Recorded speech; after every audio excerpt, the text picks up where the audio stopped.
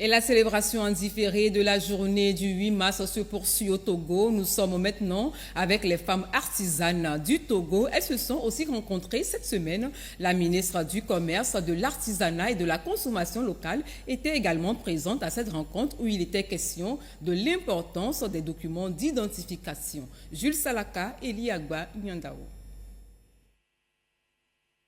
Dans le contexte de la commémoration de la Journée internationale des droits de la femme, ces femmes artisanes se sont prêtées à un exercice important, celui de s'informer sur l'accès des femmes aux documents d'identité. Il s'agit pour le ministère du Commerce, de l'Artisanat et à travers la direction du Sceau de la nationalité et de l'identité civile d'entretenir ces femmes sur l'importance d'un acte de naissance et d'une nationalité. Les gens viennent pour les contrats alors qu'ils n'ont aucun document à leur portée. Mais comment faire pour régler ça, pour que les enfants puissent terminer leur formation et aller librement à leurs examens?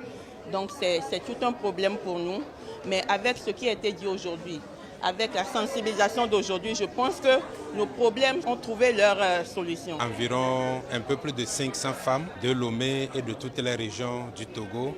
Nous avons voulu entretenir les femmes artisanes sur l'importance des documents d'identité de base. Avec ces deux documents de base, ils pourront également après faire les cartes d'identité nationale et les passeports, pourquoi pas. L'accès des femmes entrepreneurs et artisanes aux documents d'identité est une priorité pour le gouvernement inscrit dans son plan de développement. Le but est de permettre à la gente féminine de participer au développement du pays de manière inclusive et participative. Chères artisanes, il est malheureusement constaté que des millions de femmes dans le monde, particulièrement dans les pays en développement, ne possèdent pas de documents d'identité. Cette situation les prive ainsi de l'accès à des services publics de base. Elle limite également leur participation aux opportunités économiques, notamment l'ouverture des comptes bancaires, l'accès au crédit et à l'emploi formel. C'est ainsi que le thème de 2025 offre une plateforme stratégique pour sensibiliser les parties prenantes et encourager les actions concrètes